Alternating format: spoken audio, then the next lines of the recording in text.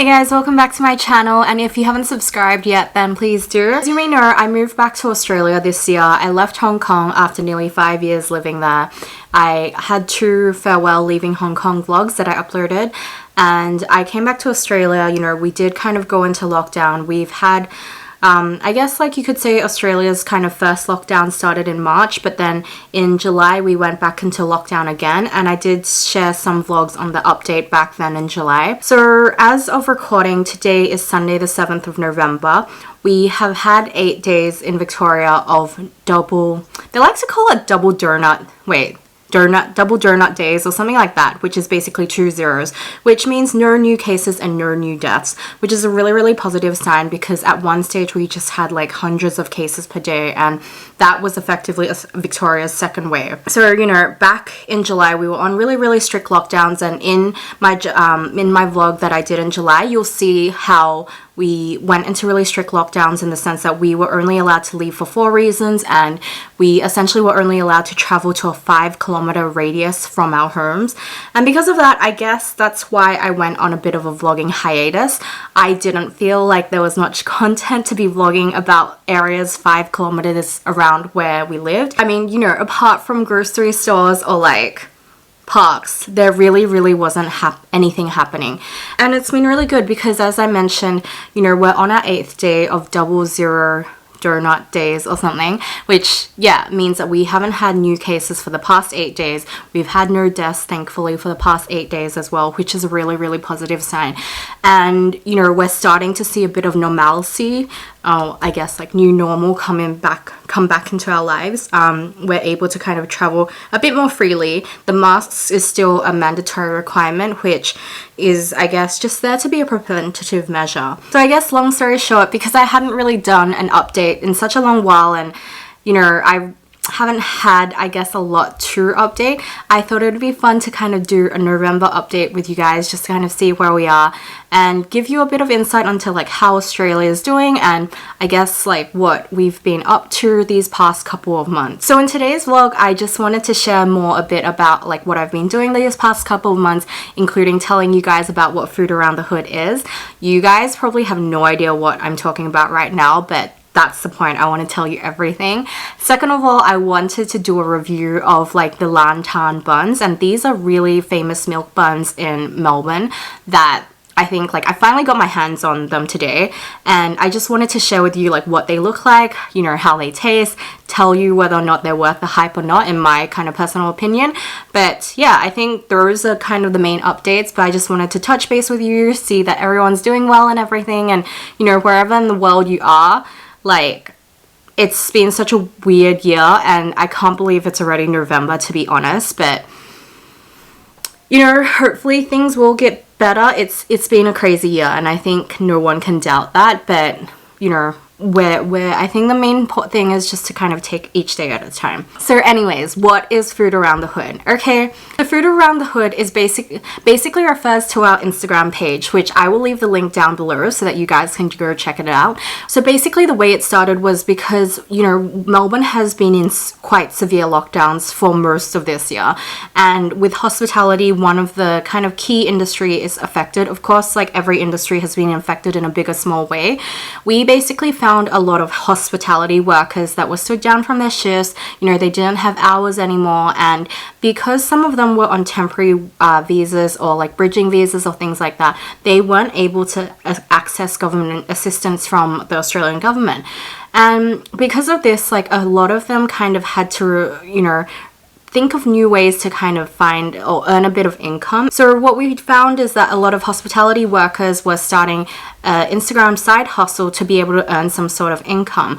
And as you guys probably know really well, Instagram is such a crowded space. Like it's really hard, you know, to maintain, to keep on top of. And while a lot of these chefs, they're like amazing at cooking and like, you know, making innovative foods, Instagram can be a really hard place just to kind of get noticed. So what we decided to do was to really start this Instagram page, tell the stories of these hospitality workers, you know.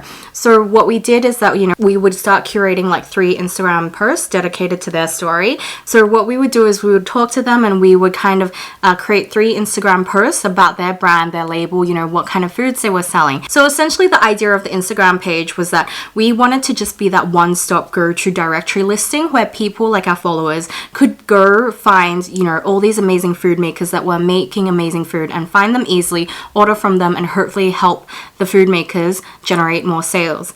As we kind of evolved, like, you know, we started to understand a bit more about the food makers' pain points. Like for example, delivery and logistics would be a pain point just because Melbourne is so spread out, and, you know, coordinating, organizing all the delivery and logistics side can be quite tough and annoying and costly too. And, you know, we've only had this Instagram page for 3 months, but we've grown, I would say, quite massively. Maybe it's not in most people's terms, but I think from an organic point of view, we've done really, really well. We've interviewed so many people, and, you know, what we realized that it wasn't just hospitality people that got affected too. There's a lot of people like in marketing, events kind of thing, people that have lost their jobs. And I guess, like, you know, while the idea started from people having financial hardship, you could also find that, you know, it making or creating foods for other people became a way that people could kind of express themselves creatively and have a little bit of a goal or something to look forward to and work towards. And in some instances, like, you know, even though some of our food makers still have their day jobs and everything, they were creating like a small economy because they were giving jobs to other people. Like, for example, they would get their friends to help cook for them, or they would get their friends to help deliver for them and things like that. So it was definitely really uniting to kind of see the community come together, and it was really great to just see how people were there to support each other in all kinds of ways. And it's not just financial, it could be mental, kind of like just general health and well-being. And I guess, like, after we had spoken to so many different, you know, food makers and everything, we realized that a major pain point was deliveries and logistics, because it was really time consuming. It was kind of costly. It was like, you know, you, apart from kind of cooking, you also had to think about how were you going to get the product to these people.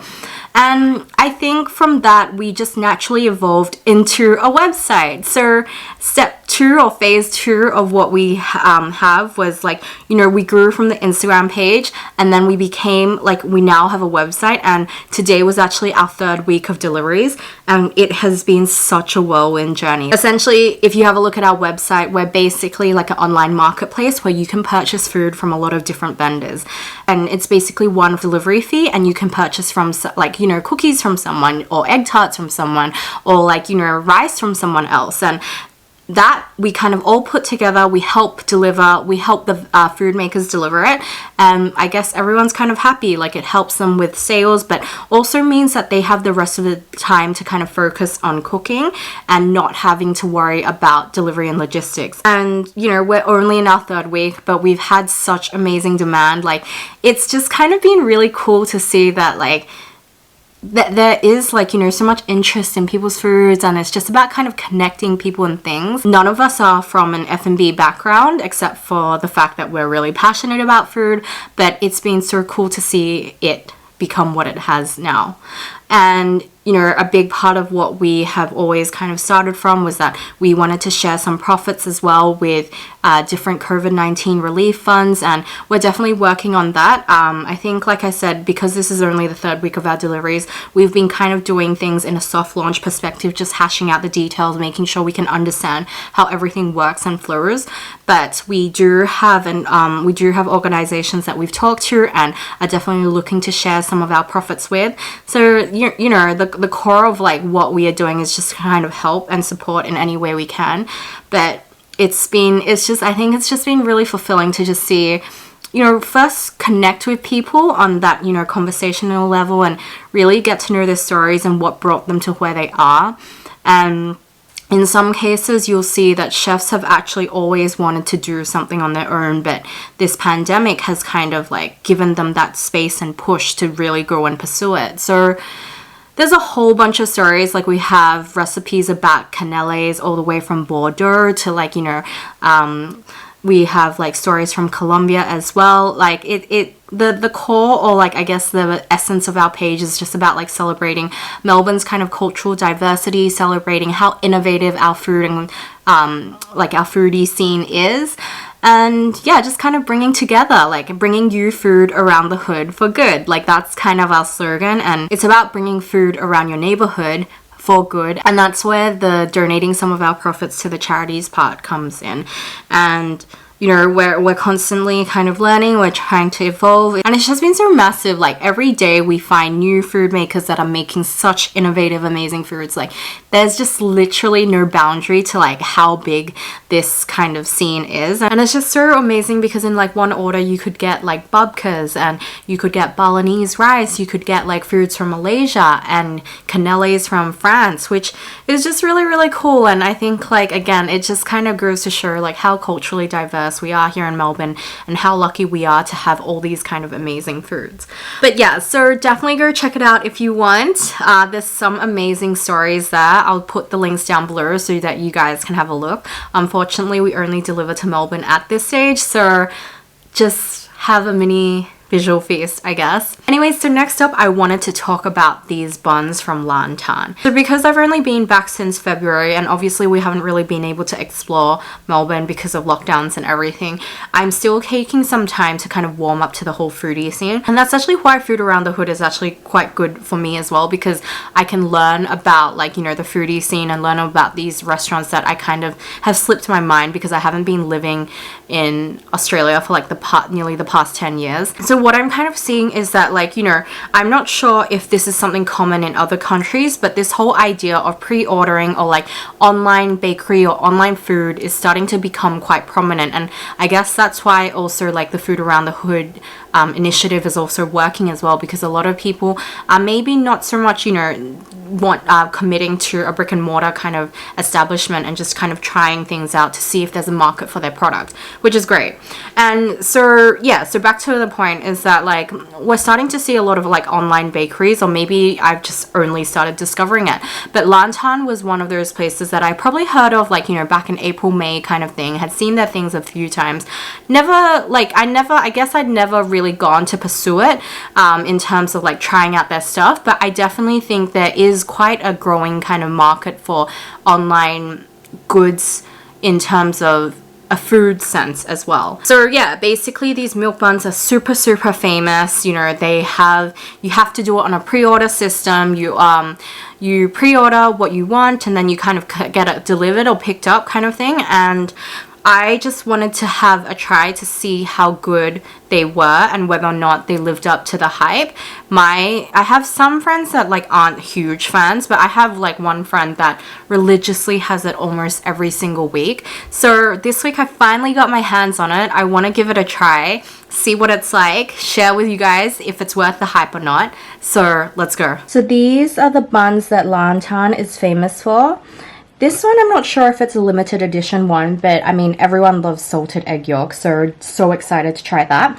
And these ones are the Thai milk tea, which is probably the most popular one. They also do other things like mochi, Swiss rolls, other variations as well, like they might have special limited edition flavors as well. So here we have the Thai milk tea, and I guess you eat them cold. Oh wait, ways to enjoy. Eat them fresh, microwave 2 buns for 15 seconds for a gooey feeling. Enjoy chilled. We recommend consuming them ASAP while they are fresh. Okay, so should we try? Oops.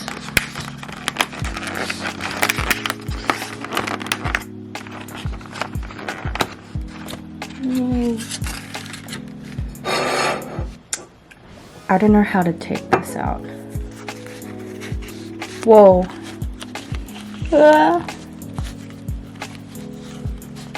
They're definitely very, look at that. Ooh. Okay. Let's pop.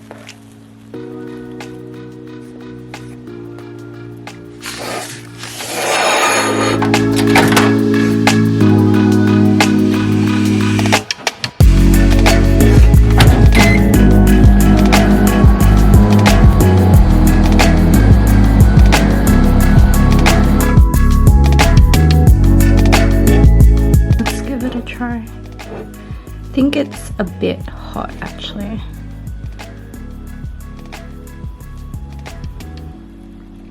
Whoa. Look at that. Wow. Yum. Look at that. Okay, so I'll give it a try. It's really beautiful. Ooh.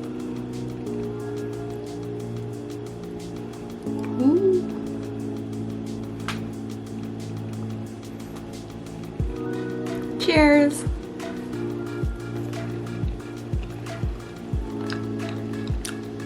Wow, that's pretty amazing. It's definitely a very strong like Thai milk tea flavor, and I love that, you know, with sometimes like milk tea flavors you can't really taste the tea in it, and that goes for drinks as well, but with this you can definitely taste like the tea leaf kind of infused in the actual sauce kind of thing. The bun itself is plain, so the bun doesn't have that Thai milk tea flavor. It's just the inside that has it, but definitely really great. I think I kind of over microwaved it because I only put one bun in, so that's why it's a bit like appearance not living up to standards, but the flavor is really good. Next up, we have the salted egg yolk ones. As you can see, it's kind of oozed out a bit in the microwave. I put this in for 12 seconds this time, just to see if it would like not be as overflowy, but here you go. I love that the buns are so soft. That I definitely love about it. So here we go. Let's... Whoa.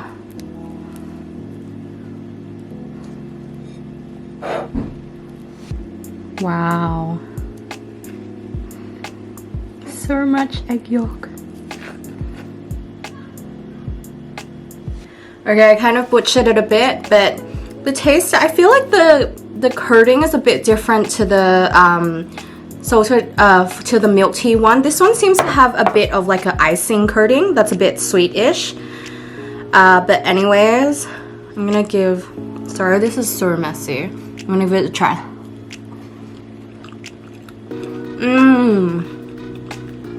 Okay, so it's not as savory as I thought. Like I thought it would be more like you know, there's Irwin's fish skin, salted egg yolk fish skin. I thought it would be more that kind of savory. Instead, I would say, and you dim sum people would definitely know, it's more like a lao sa bao, which is like a salted egg custard kind of taste. Like it's a bit on, it has a sweet element to it, definitely still has a salted egg yolk element, but I was expecting something a lot more kind of savory, salty, but actually it is a bit more like salted egg sweet kind of mixture. But the flavor is great. I like it, and I love that the buns are so soft. I think that's definitely great, and they definitely give a lot of filling as well, which you know, sometimes you go to places and like they give a little bit on the inside, and maybe it's a bit more solid of a filling. So I guess it comes down to like what you like. Do you like the really kind of oozy, liquidy kind of filling, or do you prefer the more solid kind of texture? But overall, I would say these being the first kind of Laantaan milk buns that I've ever tried, I definitely can understand why people get them on, like my friend gets them on a near weekly basis. Like she'll probably get like, actually she always gets the salted egg yolk one, and then she'll probably get another one to try out. Like she's done ube before, pandan, all these different flavors.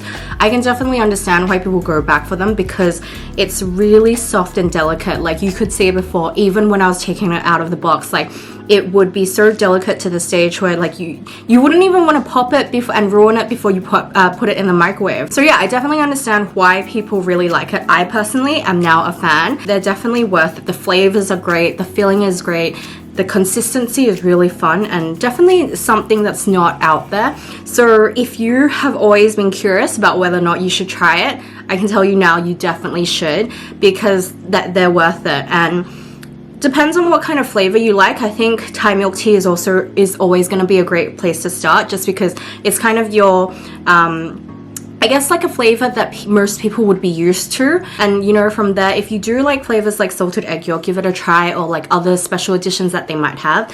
But yes, Laantaan milk buns are definitely worth the hype. So there you go guys, that is my November update. I wanted to share food around the hood with you and also these amazing buns. Conclusion is definitely do try them out. I love them. They're really, really tasty and I'll be excited. They actually have that mochi Swiss roll that I really want to try next time as well. So definitely will try that. And if you guys are keen, I'll let you guys know how it goes. I just really wanted to share food around the hood with you guys, you know, share a bit about what I'm doing. I'm not stopping the vlog. I definitely do want to continue. I guess like as things go on, I do kind of want to focus again on showing you guys Australia, how life is here. So if there's anything you guys ever want to see or learn more about Australia, whether or not it's about like touristy destinations or like places to stay or kind of really cool escapes. I mean, we're still not really allowed to go anywhere right now, but you know, I plan to get up to that. And also I guess it's just my way of rediscovering Australia. And after like almost the past 10 years overseas, I think I'm trying to look at things from a more fresh perspective. You know, definitely when I came back, I had intended to throw myself out there as like a total newbie. Not total, but like I just kind of wanted to throw myself out there as a newbie, get to know people, kind of reconnect with the city, but outside my, I guess, childhood and friend, you know, my high school kind of groups. And yeah, like I think we definitely have to see, you know, I think the positive side of the positive side of the fact that we're having 0 cases luckily right now is that I think even when you see people out and about, they feel a bit more comfortable. When there were still cases of like, you know, 14, or even though they are relatively still low, there's still that kind of apprehensiveness. So the 0 cases really are positive, and I think Melbourne has really worked hard to kind of, you know, get it that way, and I think everyone has really been committed to kind of making this work. So hopefully it means that we can kind of have a bit more normalcy. But yeah, I think everyone's just happy to be out, especially because we're heading into the summer months. Anyways, thank you guys so much for watching again. I hope you guys have enjoyed. Like, if there's anything else you guys want to learn about Australia or anything, do let me know.